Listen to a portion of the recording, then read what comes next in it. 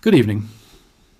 We begin tonight with a development so significant, so destabilizing, that it threatens to shatter the very foundation of power in Moscow.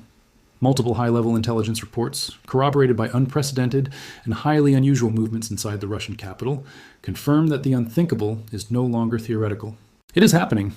The inner circle surrounding Vladimir Putin, the men who have stood by him for decades, enforced his authority, and built the system that made him untouchable, are now reportedly turning against him.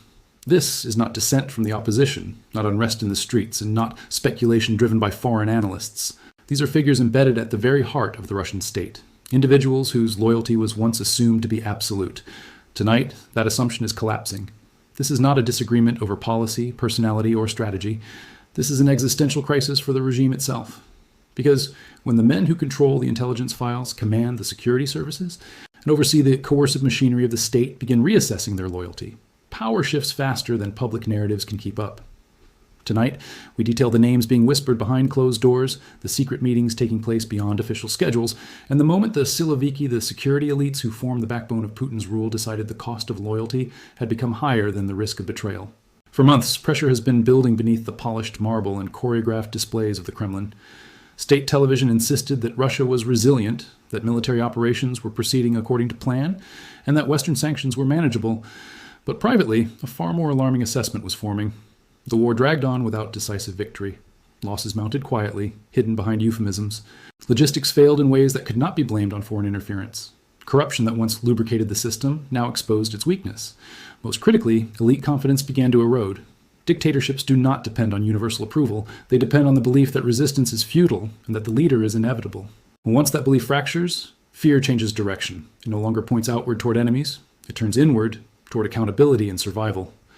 According to sources familiar with internal Kremlin dynamics, something shifted sharply within the last 72 hours. It was not simply another battlefield setback or another wave of sanctions. It was an order issued from the very top, transmitted downward through the chain of command that crossed a psychological red line. An order rooted in political necessity rather than operational reality. An order that assumed infinite obedience and zero institutional fatigue. This exposed a pattern that had been growing more obvious with each passing month. The leadership was demanding outcomes that the system could no longer physically deliver. And when that happens, the facade of invincibility begins to crack. History shows that dictatorships do not collapse when they lose battles, but when elites stop believing in the competence of command. That is when the sharks begin to circle. Reports now describe a closed-door session held at the Lubyanka, headquarters of Russia's internal security apparatus. Attendance was tightly restricted. No official minutes were recorded. Phones were confiscated. Senior intelligence officials and top military commanders were presented with a directive described by multiple sources as both unrealistic and dangerously escalatory. In previous years, such directives might have produced carefully worded objections, delays framed as technical issues, or symbolic compliance. This time, something unprecedented occurred. The response was refusal, not dramatic, not theatrical, cold, controlled, and unmistakable. Several senior figures reportedly stated that fulfilling the order would result in catastrophic internal consequences, consequences they were unwilling to own. In Putin's Russia, refusal is not a procedural matter. It is an act of defiance. That moment is more important than any single military engagement, because it marks the point at which the machinery of enforcement stopped moving in perfect synchronization. When obedience becomes conditional, power becomes unstable. The system is no longer unified by fear, but fragmented by calculation. And those calculations are already reshaping behavior inside Moscow. Officials are no longer competing to demonstrate loyalty, but maneuvering to reduce exposure. Meetings are shorter. Communications are more guarded. Responsibility is avoided rather than sought. This is the early stage anatomy of elite betrayal, not driven by ideology, but by survival. As the clock accelerates, the logistics of power inside Moscow reveal just how fragile the system has become.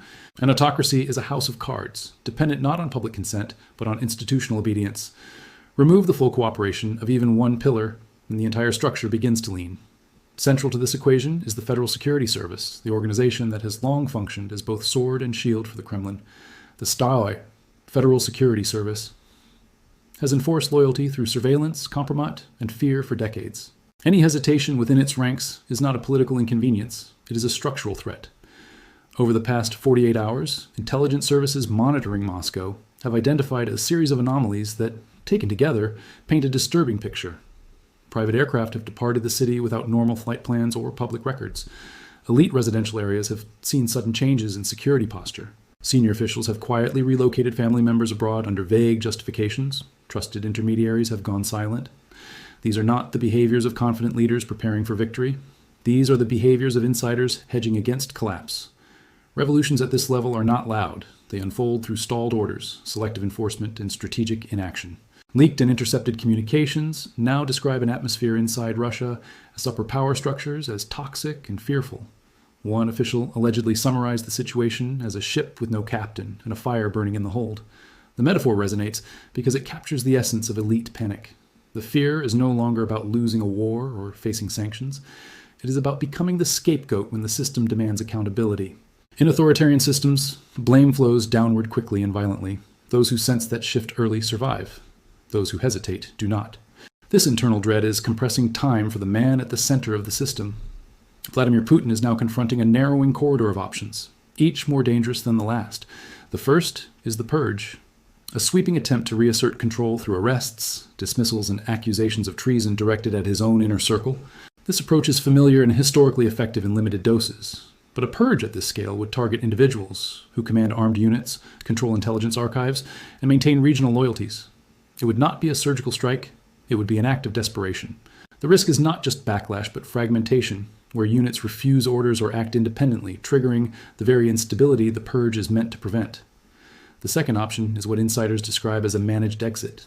In this scenario, the so-called gray cardinals of the Kremlin, power brokers who value continuity over loyalty, engineer a transition behind closed doors. The goal is not reform or democratization, but preservation of assets and influence.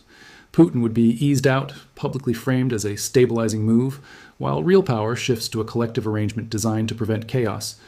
It would be sold as continuity, but would represent the quiet end of the system as it has existed for 2 decades. The third option is the most dangerous of all: total implosion. This occurs not through dramatic confrontation, but through paralysis. Orders go unfulfilled.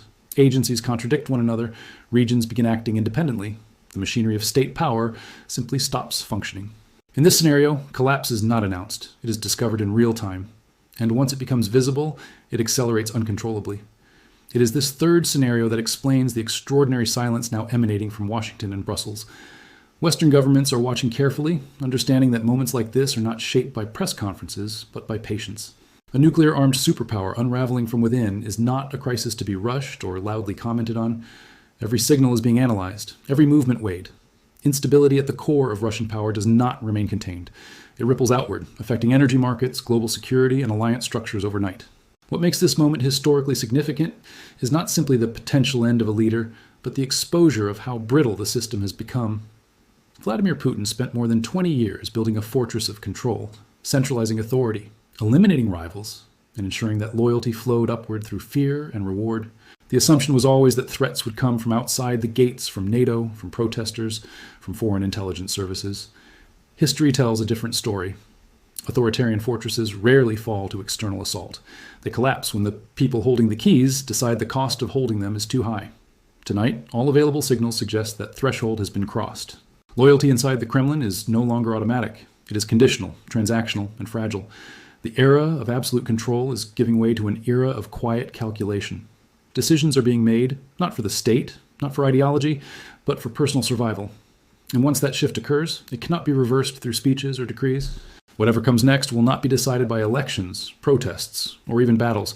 It will be decided in closed rooms, through subtle signals, quiet refusals, and strategic absences. The most dangerous enemies of this system are no longer outside Russia's borders. They are inside the halls of power, watching, waiting, and preparing for a future beyond the current ruler.